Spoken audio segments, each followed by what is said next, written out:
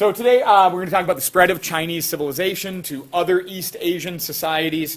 We're going to start with Japan today. All-encompassing, we want to understand that these areas that come in contact with China, obviously we have like a massive empire that has Vietnam and Korea and Japan kind of on its fringes. But China is going to be the most dominant society, the most dominant culture, the most dominant civilization in East Asia. And all of these three, Japan and Korea and Vietnam, will be tremendously influenced by the way of life of the Chinese, whether it be their political system, their religion, their culture. Yes, sir. And just to add on, because Vietnam, Dai Viet, now Nan Yue, they just formally established a country in 1938. So by the song in China, they have very strong influence because it's a new country. So the Chinese will be a lot. Excellent. In 938, not 930. Yeah, yes. Excellent. So you've got tremendous influence from China on all of the people that live around China, whether it be nomadic peoples in the north, or whether it be the Koreans or the Japanese or the Vietnamese. And so we're going to talk about that over our next couple days.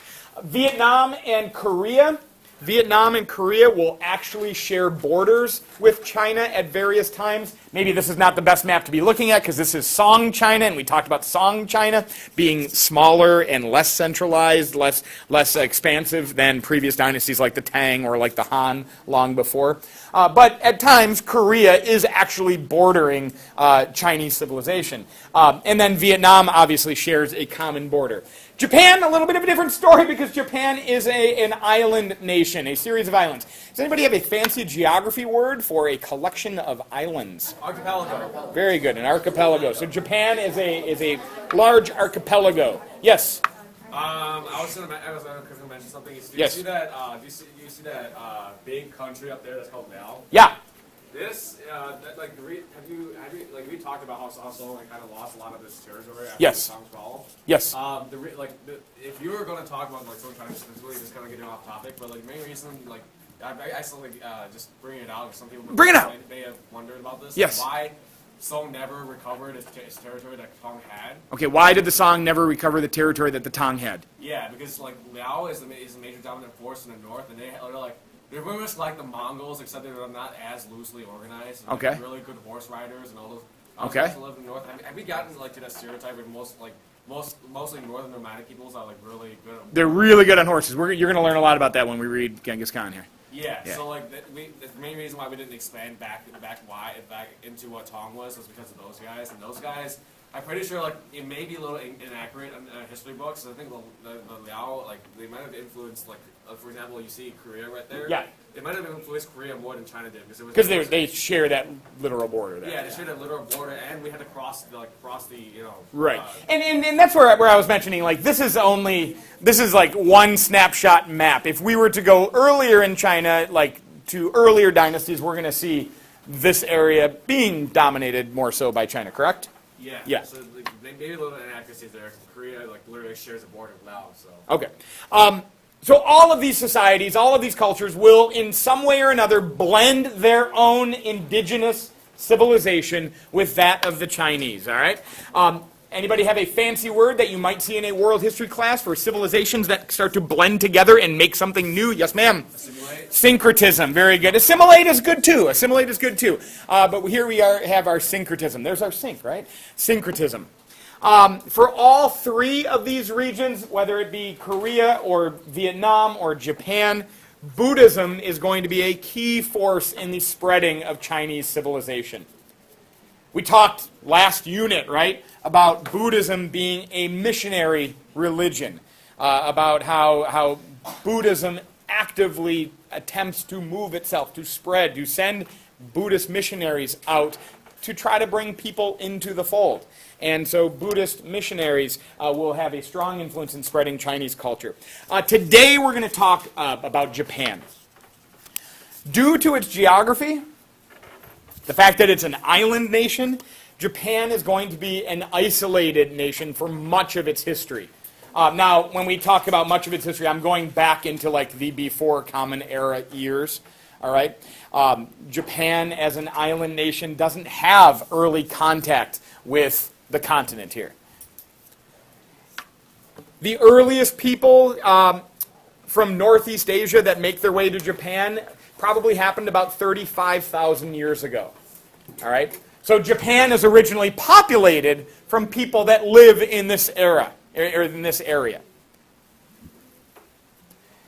Later migrants are going to come from the Korean Peninsula, which kind of makes sense as we look at this map here, right? That seems to be where the people would come from that are going to be populating and migrating to Japan.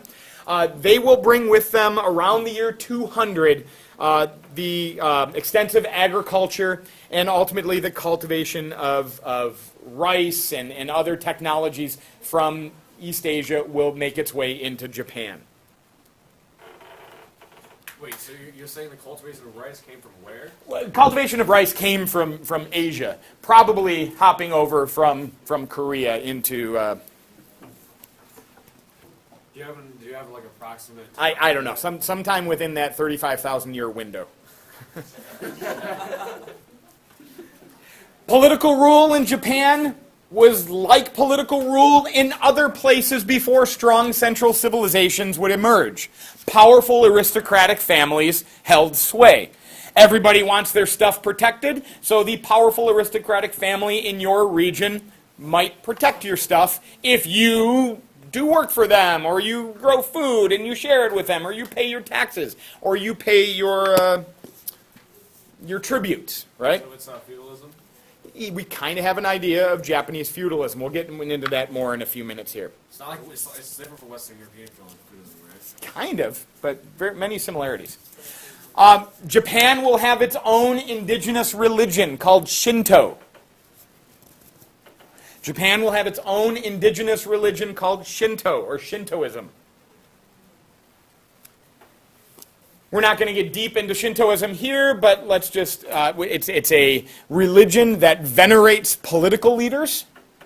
So the Emperor of Japan, for most of Japanese history, is venerated as a god on earth. This is going to have important connotations when we get to an event in world history like World War II. So the Japanese emperor is seen as divine. Can you guys think of any other political entities that where their political leaders, any other civilization, states, empires, where their political leaders claim divine status, and that gives them an air of legitimacy? Yes, ma'am. Yes and no.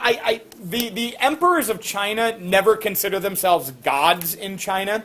The mandate of heaven is essentially the heavens allow that guy to rule. So it's like a step away. We're going to talk later in European history about divine rights of kings, where Western European kings are going to claim that God wants them to be there. They don't claim themselves to be God.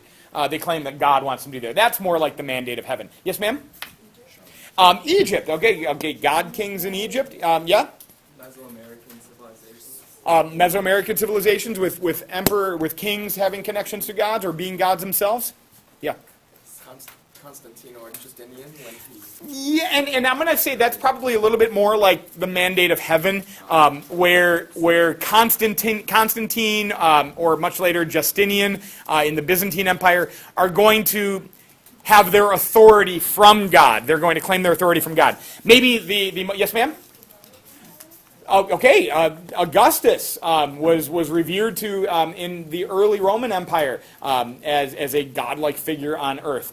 In Persia, the Persian kings saw themselves as god kings. So we see this in a lot of different places. It's a way to. This is not denigrating these individual religions. I'm not saying the political entities used these religions to justify themselves, but that was like an added bonus, and in maybe some cases they did. You know, if you can convince the people that you are a god, they're more likely to follow you. Yeah. Until the modern era, like this, I think I'm already getting like I'm not getting tired of hearing this, but I'm pretty much getting like. Sorry. I pretty much I think my stereotype is accurate in thinking that pretty much every ancient civilization has some kind of like legitimacy related to religion. Yeah.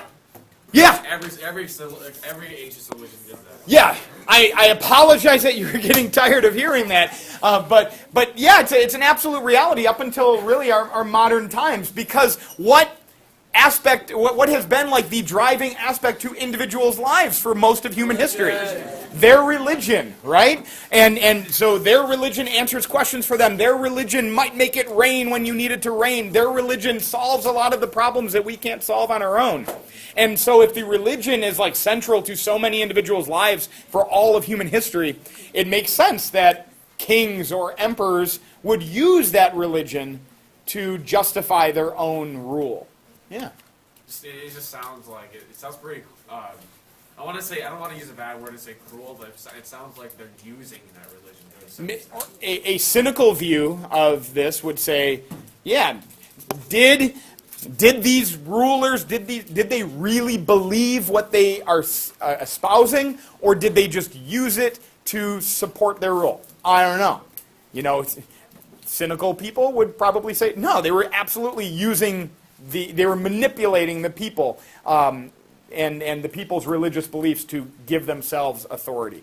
Maybe they were, I don't know, or maybe they were really believers, and just so lucky for them, they happen to believe in a religion that put them as the leader of the people. So is it accurate in saying that most, like, I don't think all, but like at least most of ancient civilizations like had some sort of religious legitimacy for the ruler? Yeah, this is me thinking for a second. Absolutely, most I think is safe to say. I think we've got to get really to the modern times where, like where we create a government, even though we say in our founding document we acknowledge a creator. We absolutely create with our Constitution the hard and fast rule that our government will not establish any religion. So that's pretty new. And then, of course, in the 20th century, with the rise of the Soviet Union and the rise of China, communist China, you've got purely atheistic states that say there is no religion. Because Karl Marx, you know what he said about religion?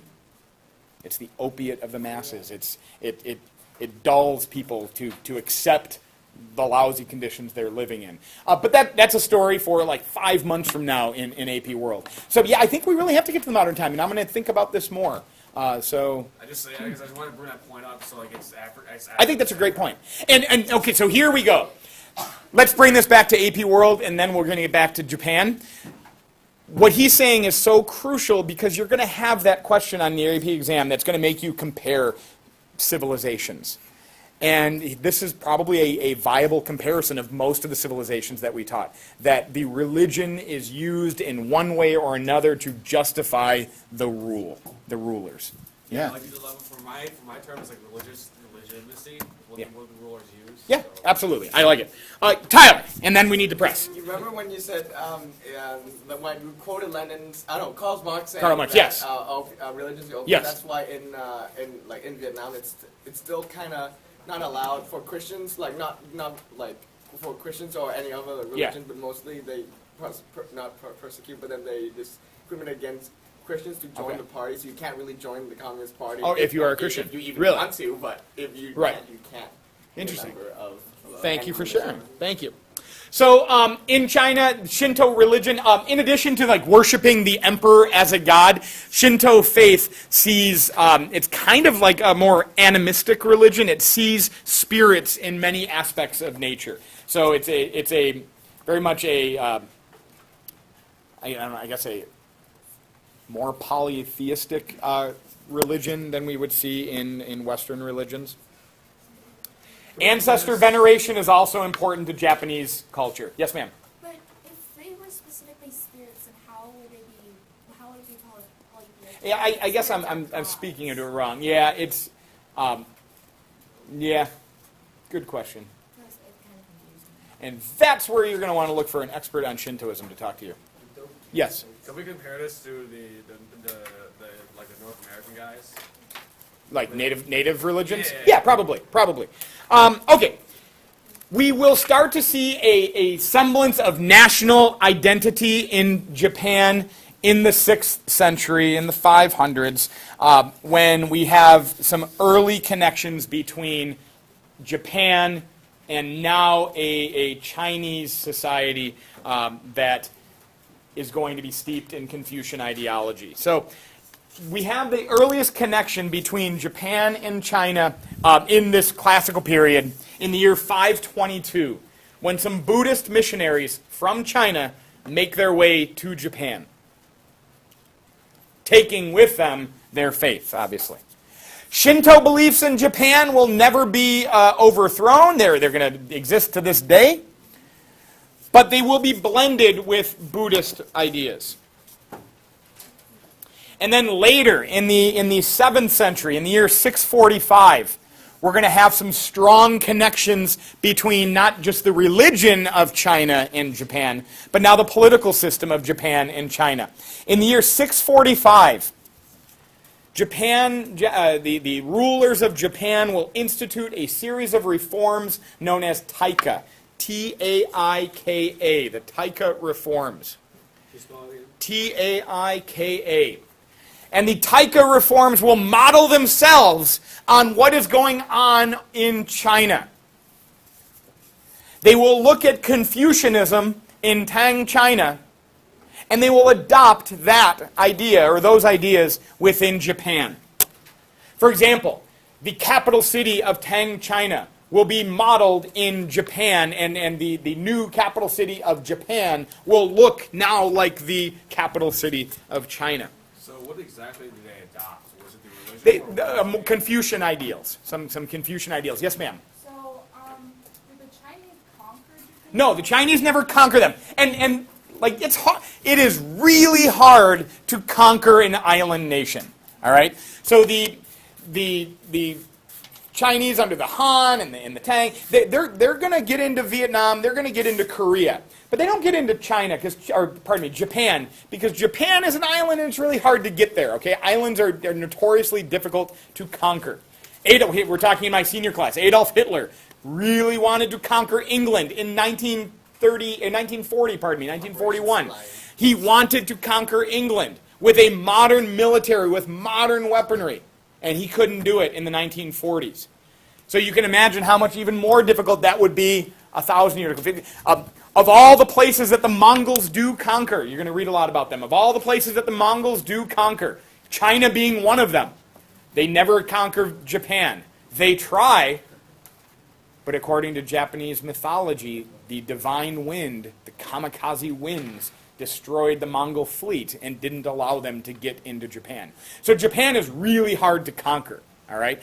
So no, they never conquer, but they absolutely influence. Here's going to be a connection, and don't write this down. You're going to remember this from much later. Japan has a long history. Japan has a long history of looking to the outside for ideas. How can we better rule ourselves? How can we better organize ourselves? How can we modernize ourselves? We look to the outside to get some ideas. In the post-classical era, they look to China. More recently, in the late 19th century, late 1800s, the Japanese government will look to England to learn how to build a navy. And they'll look to the Germans to learn how to set up an education system. Right? In the late 1940s, early 1950s, after World War II, the Japanese will look to America to learn how to set up an auto industry. And we have Japanese management coming to Detroit to learn how to set up factories. And then they ultimately do that and improve on much of it. So this is a long history of Japanese society looking outside for guidance. Yes? Okay, I'm bringing this up. We brought this up. So last year when we talked about AP the US, yes, we touched a little bit on this. Where like during 1854, we have a guy called Colonel Perry, I believe, that reached Japan. Yep. Through a with his great white fleet. It was like a merchant ship, No, that was warships. That was an American Navy. Okay, so like you said Japan ought to look outwards for influence. Yes. Right? But like at that point, yeah, okay. Good bringing that up. There's going to be a period in Japanese history, which we're going to talk about in our next world history unit, where Japan's like, whoa, we are done looking outward and we are totally cutting ourselves off. Like Europeans are going to start arriving in Japan in the 1400s, and Japan's going to say, we don't want that. And we're going to close off ourselves, and we're going to isolate ourselves. And Japan will become, in the 15, 16, 17, 1800s, one of the most isolated nations on the planet. That will change in the late 1800s. Japan's going to have a new government with new ideas, and they are going to recognize if we don't learn, we're going to be swallowed up. And Perry taught them that in a lot of respects. Yes? And when you say Japan stopped, became isolation, Yeah. and this like they didn't look outwards anymore. And at one point when they looked at like when they see like the European empires going Yeah. big, they said, why don't we have an empire? And that's when they turned military. Absolutely. Absolutely. Okay, yes, ma'am. And then I'm going to press on. Yes? Just to clarify, in 500s and 600s, they didn't very much isolation. Yeah, well, there's going to be, in the 500s, we're going to get Buddhists from China that are going to come over and spread Buddhism. But you guys can imagine, these are people just like us. So Buddhist missionaries are coming and they're talking about Buddhism, but do you think they're talking about anything else? Yeah, probably. This is how we live over in China. This is how we set things up in China. Here's maybe how we used to run things when we had great dynasties in China like the Han. This is how things are run over there. You guys should probably come over and look at it sometime. And in the 7th century, you get some in Japan going over to China to look at what's going on. And they bring some of those ideas back, and these become the Taika reforms, where Japan will start to model itself on the Confucian ideas of China. Yes? Could there have been could a part of the movement of Chinese ideas be from trade too? Sure. Yeah, of course. So I was just confused because in our U.S. textbook it said that Japan had been isolated for a very, very long time. Yeah, they okay, yeah, in your AP US book, it said Japan had been isolated for a very, very long time. Yeah, they had been, because by the late 1800s, when Japan was isolated and then they were going to stop being so isolated, they had been isolated for centuries, okay? So yes, there's going to be like 1,000 years or 500 years of strong isolation in Japan. We're going to get there. Let's let it happen. Okay. They adopt a lot of Confucian ideas, but they don't adopt everything. Because in Japan, it had long been dominated by rich aristocratic families, right? But the problem is, when you start adopting Confucianism, what happens to the rich aristocratic families? Less powerful. They become less powerful. When you have that strong, centralized, bureaucratic state, if you adopt ideas like the scholar gentry and an examination system that allows any talented individual to succeed and become a part of that new class that you're creating, you're going to slowly chip away at those aristocratic families. And Japan doesn't want to do that. Well, maybe some in Japan would want that, but the rich aristocrats that want to organize Japan, they don't want to see their own power diminish. So they're going to adopt some ideas of Confucianism, but some they're going to leave out. For example, the examination system to get into the scholar gentry, that scholar gentry class itself, not going to exist in Japan. The aristocrats are going to run the show. In Japan, it is far more important who you know rather than what you know. In China, under the examination system and the scholar gentry, what you know takes precedence. Now, of course, as we already said, in China, what you know is in many cases based on who you know. Like, if your daddy is rich, then you have more ability to become educated yourself. But in Japan, the aristocracy dominates. Good? Good.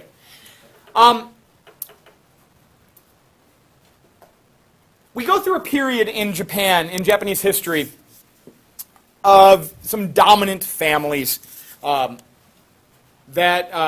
I don't think we need to worry about getting too deep into this. In the 8th century, it's known as the Nara period of Japanese history, N-A-R-A, just because that's where they have their capital at. Could you spell? Oh, N-A-R-A. Nara, N-A-R-A. It's going to be strongly influenced by Tang China. And they're going to bring in a lot of those Confucian ideals. A longer period of Chinese history follows called the Heian period, H-E-I-A-N, the Heian period of Japanese history. from 794 to 1185. These years I don't care about. You don't need to memorize them. Just know it's kind of a long chunk of Japanese history. They established their capital at a city called Kyoto, which you've heard of today. It's one of the biggest cities in Japan today. Under this Heian period, the Emperor of Japan, who is again seen as like divine, seen as a god on earth, the emperor will hold supreme political authority. He will be the number one political leader. But, he ends up being a little bit more like Queen Elizabeth. Like he's, the emperor, there's going to be a number of them. It's runs through families. The emperor holds supreme political authority, but he is rarely the guy that's actually ruling. All right? The rulers come from a class known as the shoguns. These are powerful military leaders. And this makes sense, I think, because Japan, we talked about, was long ruled by powerful aristocratic families. Powerful aristocratic families would raise armies, and they might compete against other powerful aristocratic families. So this puts a strong emphasis on military in Japan. The shogun is the leader, is the military leader of Japan. So the emperor is number one. But it's the military leader, it's the shogun, who is technically under the emperor, who is going to be ruling Japan. All right? So the emperor is a ceremonial figurehead. He's worshipped as a god, but he doesn't like rule Japan on a day-to-day basis. That's coming from the shogun. In the late 12th century, in the late 1100s, civil war will break out in Japan. Near constant conflict of these powerful warring families going up against each other. And this will usher in a period in Japanese history known as medieval Japan, or feudal Japan. Again, medieval. M-E-D-I-E-V-A-L. We talked about that a couple weeks ago. That is from the Latin for Middle Ages.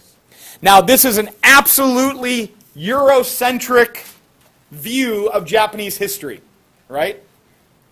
Because this isn't really, like, remember, the Middle Ages in Europe were the Middle Ages because, in Western Europe, were the Middle Ages because they fell between what two time periods? The fall of Roman Empire and the Renaissance. Fall of Roman Empire and the Renaissance. Very good. Well, does the fall of Roman Empire mean anything to Japan? No. Does the Renaissance mean anything to Japan? No.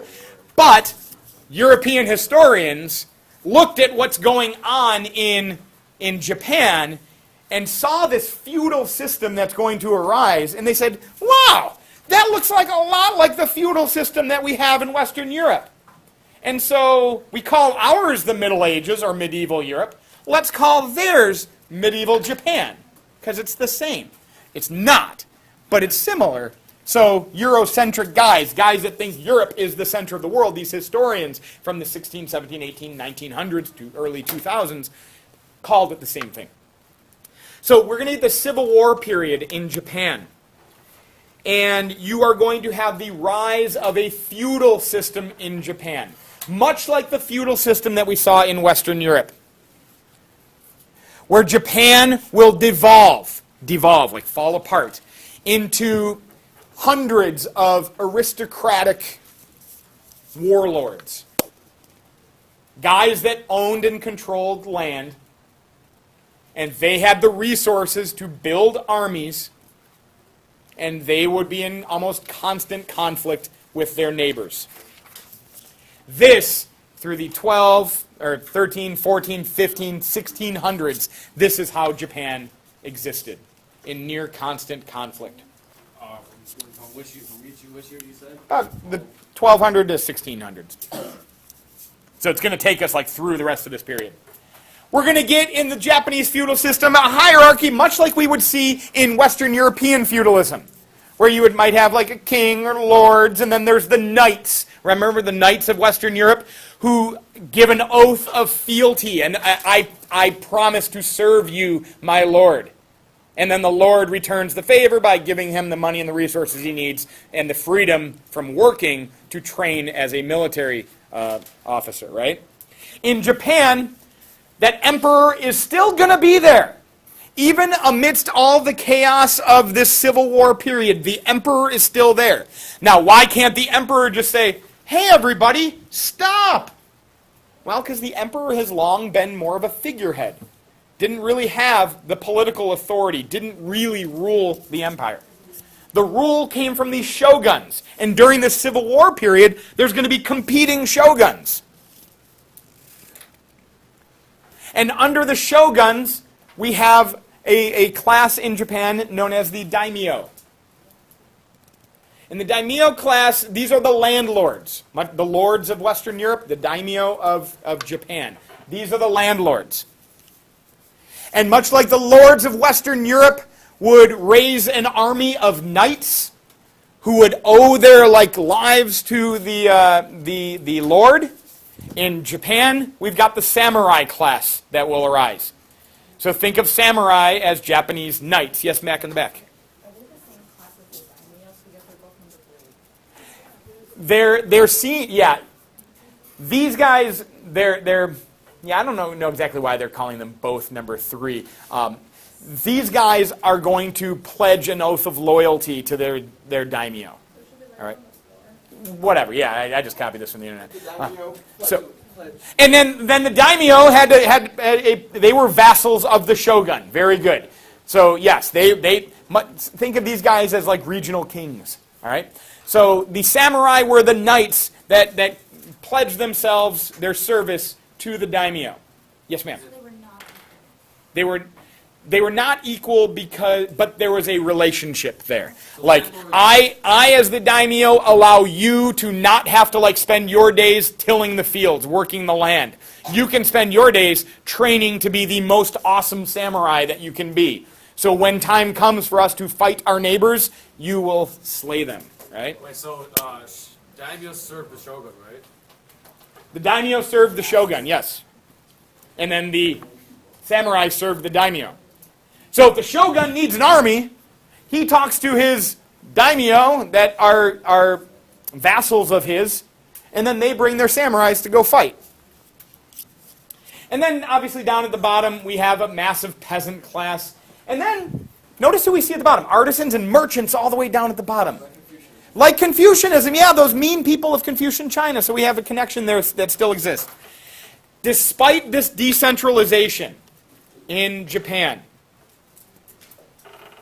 or pardon me, due to this decentralization in Japan, Japan is going to have centuries of civil war and conflict. And when you're having centuries of civil war and conflict, do you think there's going to be a lot of technological advancements and developments and literary works and cultural works?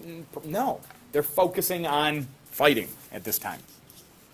And that brings us to the end of Japan during this post-classical period. We will talk more about Japan in the next era that we're dealing with. And in a couple days, we'll talk about Korea and Vietnam.